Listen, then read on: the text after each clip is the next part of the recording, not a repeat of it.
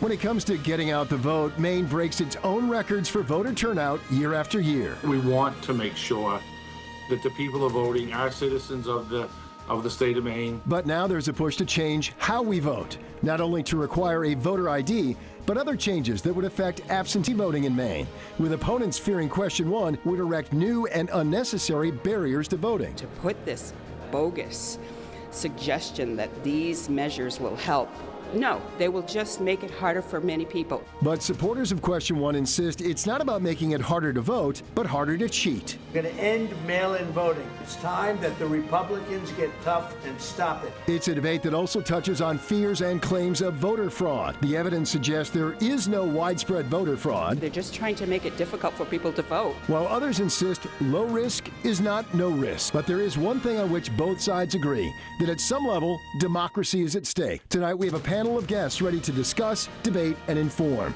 It's a special Your Voice, Your Future town hall on statewide question 1, and it starts right now.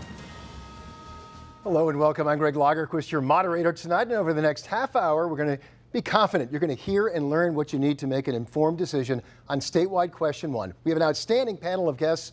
2 people from the yes side, 2 people from the no side. Let's go and meet them quickly right now. Left to right, as you see them at home, we have Alex Titcomb. He is an organizer for the Yes on One campaign. We also have Laura Libby. She's a state representative representing Minot and part of Auburn as well, also on the yes side. And on the no on one side, we have David Farmer. He's an organizer with No on One. And last but certainly not least, we have Ann Luther. She's a board member with the League of Women Voters right here in the state of Maine. A warm welcome to all of you tonight. Before we hear from all of you, we're going to hear a lot from them, we want to show you the question as you'll see it on the ballot this November. And it's a long one, which is part of what we're going to discuss here tonight. Here it is. Do you want to change Maine election laws to eliminate 2 days of absentee voting, prohibit requests for absentee ballots by phone or family members, and ongoing absentee voter status for seniors and people with disabilities, ban prepaid postage on absentee ballot return envelopes, limit the number of drop boxes, require voters to show certain photo ID before voting, and make other changes to our elections? So a lot to unpack just in the wording of the question alone right there. But first, for the folks at home, we don't have a formal countdown clock like a candidates debate, but we are aware of time. We want to keep things moving, and we want to be aware of people having an equal chance to get their points out. So in the interest of fairness and time, we may interrupt and keep things moving, but not exactly a formal candidates debate. So, all right, that's enough of a preamble. Let's get started. We want to start with maybe the question we just talked about. There was actually an icebreaker that we prepared here just to kind of get things flowing. I want to hear from each of you first, maybe just a minute or less. Yes or no on question 1, and what's your big reason why? Maybe your elevator speech. Let's start with Alex Titcomb on the yes side. Yes or no on question 1, and why? Absolutely a yes, because Maine citizens have wanted this for a long time. The politicians in Augusta have continually voted it down, so that we got hundreds of volunteers to collect the signatures, a historic amount of signatures, 170,000 Mainers signed on saying they want more secure elections for Maine. Thank you very much. Laura Libby, same question to you, please. Thank you so much. I am an absolute firm yes, and that's because passing yes on 1 is going to strengthen and secure our elections here in Maine, both in-person and absentee voting by requiring voter ID. Now, of course, absentee voting will still be completely available. Folks can request online, in person, or through the mail. But every voter, absentee or in person, can rest assured that their vote counts and that their voice is heard. All right, thank you very much. And let's go to the no side now. David Farmer, the same question. Yes or no on 1, and why? Well, Greg, first, thank you for having us here tonight on this important issue. I am an absolute no. Question 1 is a direct attack on absentee voting in Maine. 45% of Maine voters in the last election used absentee voting to cast their ballot. 60% of seniors, folks over 65, used absentee voting to cast their ballot. If question 1 passes, it will make it harder for thousands of people to vote, to participate.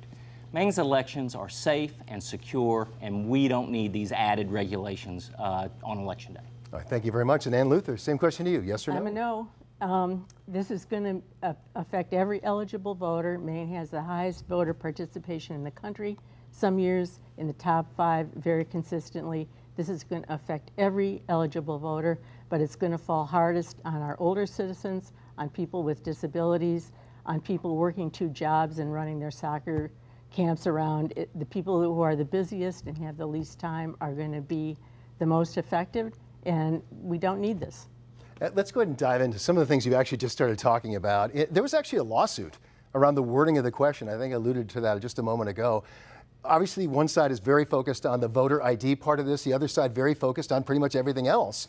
So let's go ahead and start. Maybe we'll start with Ann Luther and we'll work our way back. And by the way, jump in whenever you want without interrupting. But if you'd like to make a point, please talk to each other. And I'll say as little as I need to. But Ann Luther, let's start with you. Is it fair to think of this as much more than just voter ID? Or is that still the heart of it? Look, this is a big bill. It's got 28 provisions in it. 85% of those provisions have to do not with ID, but with absentee voting. A very small portion of this bill is really talking about the photo ID bill. This is really a bill about absentee voting. 85% of the bill has to do with that. Laura, let me, you want to respond? Just jump in there and say, you know, yes, there is a great deal in this about absentee voting, but by necessity, because we do have a lot of Mainers who vote via absentee, 40+%. And so, of course, it would be irrelevant to pass legislation that puts voter ID in place for in-person voting and doesn't put it in place for absentee. So there are provisions regarding absentee. We want to make sure that folks, whether they're voting in person or absentee, can feel that their vote is secure.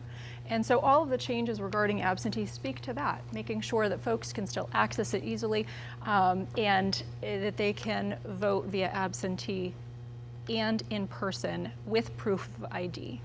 David, I see you shaking your head. See, one of the key elements of this proposal reduces the time period in which you can request an absentee ballot by 7 days.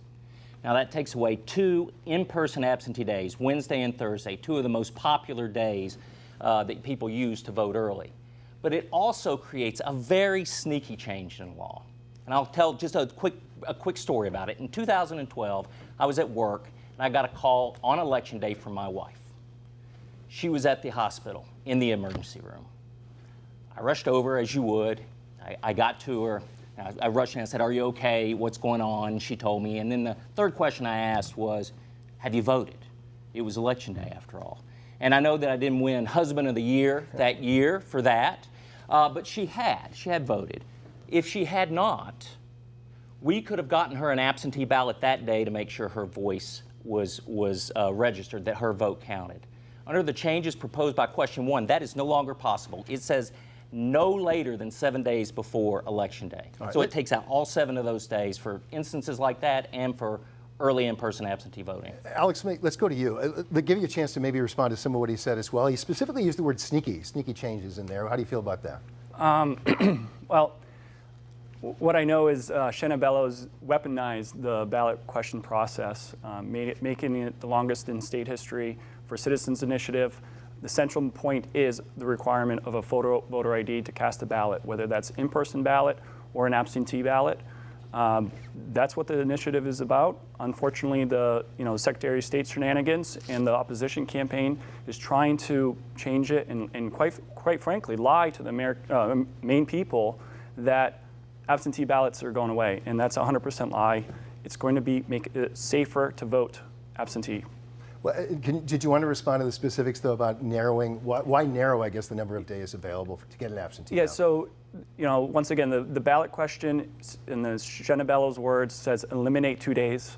Our proposal is not eliminating 2 days. We're shifting the deadline from the Thursday before election to the Tuesday before election. There could still be 30 days of absentee early voting because the ballots could be sent to the secretary or the individual towns, and they can start voting as soon as the clerks have those ballots. So there's nothing sneaky about it. It prolongs the mail delivery service so that we can make sure that ballots get out and back to the town office before 8 p.m. on election day. Common sense change. Mainers support it. Does it take 7 days out in that time period, that Wednesday, Thursday, Friday, Monday, Tuesday of election day, that you can no longer request an absentee ballot? To be clear, this is a provision that ensures that Maine people will get their ballots in. We all know. Hold on a second, Ann, just one moment, please. Let's let Laura Levine send it to you, please. We all know that the Postal Service is not always reliable these days. And if folks request an absentee ballot on Thursday and it doesn't get to them until Monday and they mail back on Tuesday, we want to be sure their vote counts. And so that deadline is moved back intentionally for several reasons. One, to ensure that folks can be 100% sure that their ballot is going to get in and it's going to be counted. And also to ensure that our clerks, who work so hard to prepare for our elections, have the time that they need to be ready for folks to come and vote on election day. And so this shifting back of 2 days is a common sense change that will streamline the process for both folks to be assured that their vote will get in and our clerks to do their very important work. So you're saying the whole window could still be the 30 days, Absolutely. for example? It's just There's up to the clerks. No reason that the ballots can't be sent out. In fact, in 2024, many towns started sending out absentee ballots well before that 30 days. Folks started voting, and voting was longer than 30 days already. And I find out on Thursday that I have to work a double shift on election day, can I go request an absentee ballot under question 1? David, I recommend that everyone, I voted the first day that voting was allowed, which was October 6th. I went to the polls and I voted.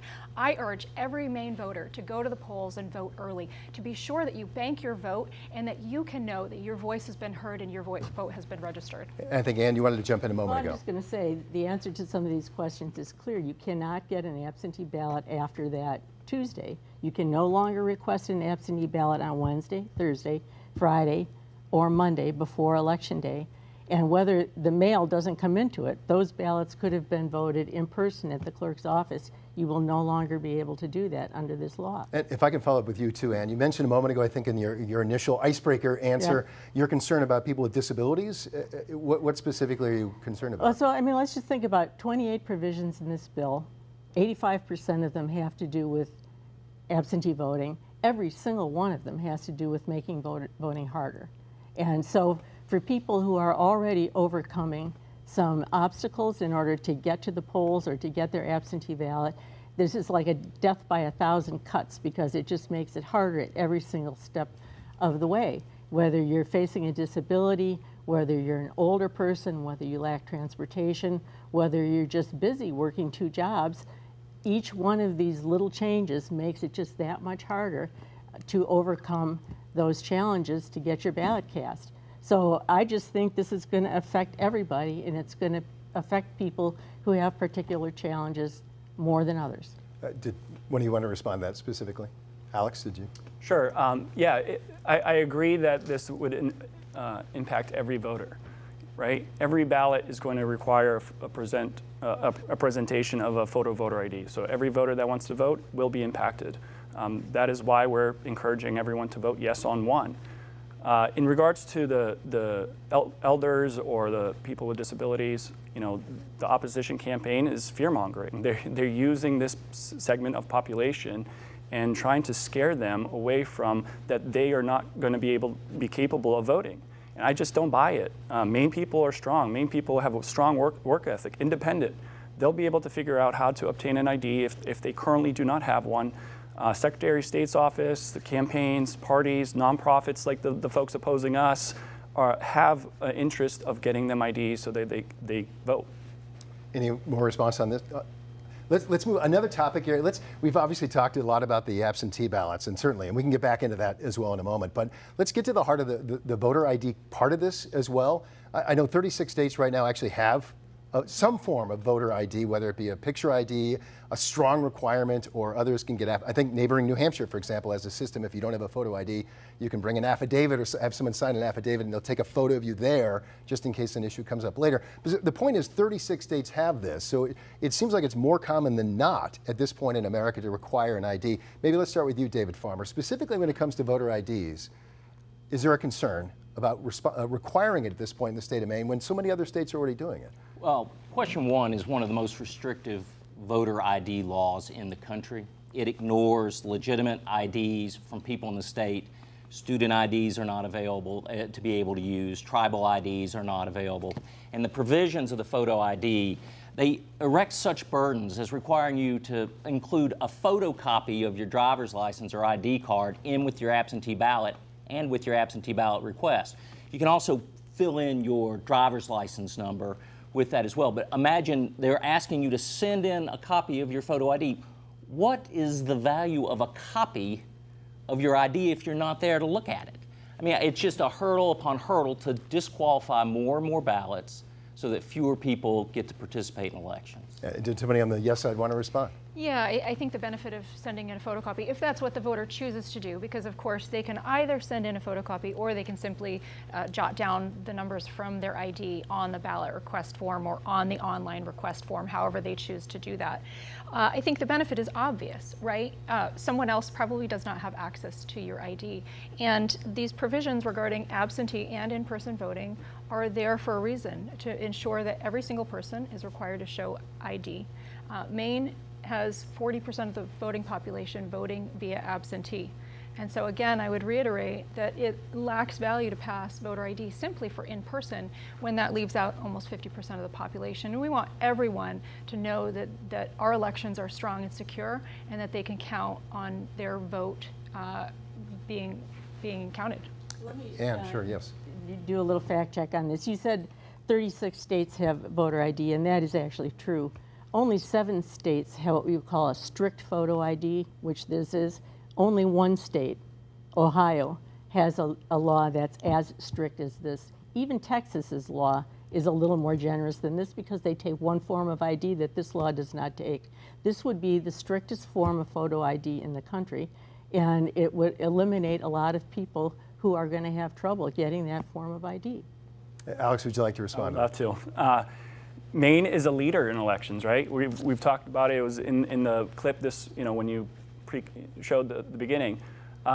Let's continue to be a leader in the nation in regards to our democratic process in voting and secure. So we're proud of our voter ID requirement in question 1 and ask every voter to vote yes, so that Maine can continue to lead, be strong on elections, defend every ballot, every voice. That is what democracy is about. Did you want to respond on the Voter ID is an unnecessary hurdle that places a time tax on people to get an ID, to follow these strenuous and onerous rules to overcome these hurdles to vote. And it's not voter ID by itself. If the proponents of question 1 had wanted a voter ID bill, they could have had a voter ID bill. But they're also eliminating multiple drop boxes around the state, including one in Portland where I live. They're eliminating, as I said, 7 days when you can request an absentee ballot. You won't be able to call your clerk anymore and request an absentee ballot by the telephone. These are real restrictions on voting accessibility issues that Maine people use. And it is that accessibility is why our voter participation is so high.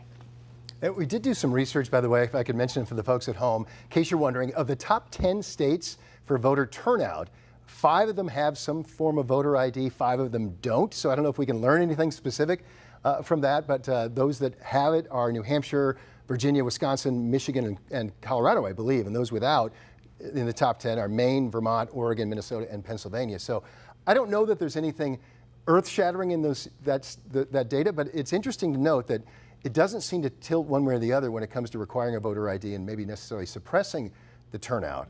Is that a concern, though? Although I will note that when only 13 states don't have voter ID of any kind, and 5 of those are in the top 10, I guess you could draw some sort of statistical inference there. But I just wanted the folks at home to know that as an interesting little fact. So do you think that, let's just put a bow on this part of the conversation. Ann, let's start with you. Do you think at some level a voter ID is a barrier to people voting, and why? I don't think we need a photo ID. We've got perfectly safe and secure elections right now. We have a proof of identity and proof of residency when you register to vote. The need to produce that and reproduce it every single time you vote is a totally unnecessary red herring that's just making it harder for people to vote. No. Laurel. Yeah, I would say, first of all, they don't have to prove their identity when they register. They simply have to bring a utility bill. It does not have a photo ID attached to it. Could bring 2 pieces of paper that do not have photographic ID to verify their residence. So that's different from a photo voter ID. So I want to make that distinction really clear. At no point in the voting process here in Maine is a photo ID required. So that being said, I think over 170,000 Maine people signed the petition to put this on the ballot. That is a mandate from Maine people, which means that they don't see it as a burden. They see it as a way to ensure that our elections are strong and secure. And when you're talking about probably almost half of the folks who are anticipated to turn out for this election, 170,000 is a large number of our voters. So I think that makes it really clear what Maine people think about it. David, you wanted to respond? Just two quick things. It is absolutely a burden, but the voter suppression elements are in the drastic changes that are being made to our absentee voter system. One of your colleagues, Joyce Maker, Republican from Washington County, she posted on Facebook the other day. She signed the petition. She was one of the 170,000 folks who signed. And she said if she had realized all the other elements that are in it, she wouldn't have signed it. And she urged people in her community to vote no. And Alex, did you want to respond to that specifically, or we can move on if you wish? We can move on. All right, let's go ahead and talk about this, because sort of implied in a lot of this conversation is the whole idea of voter fraud somehow occurring out there. We've heard from secretaries of state, not just Maine's, but actually other Republicans, Democrats in other states, prior secretaries of state here in the state of Maine, have said that they don't think it's a widespread problem, that there hasn't been proof of widespread voter fraud. So Alex, let's start with you on that. Is this implied that you think that this is a danger? But where's the data if it is? This is not a response to any problem or voter fraud or illegal activities. This is all about to make our elections safer, stronger, more transparent, increase accountability, yes, for in-person, but more importantly for absentee votes. And it seems like the Democrats, at least the politicians, and the opposition campaign are very freaked out about the changes to absentee voting. And we just ask why. David, do you want to respond? Absolutely, because it will mean thousands of Maine people won't be able to vote. Earlier this year, supporters of Question 1 accused 51 Maine people of voting illegally or inappropriately. They were investigated and they were all cleared. Maine's elections are safe and secure, and Question 1 is about making sure fewer people vote, and that's why we're urging a no vote on it. And I see, go ahead, Laurel, and then we'll go to Ann. Look, there have been recent events. Let's talk about Shenna Bellows' Amazon ballots that make people feel very insecure about our elections and that shatter their confidence.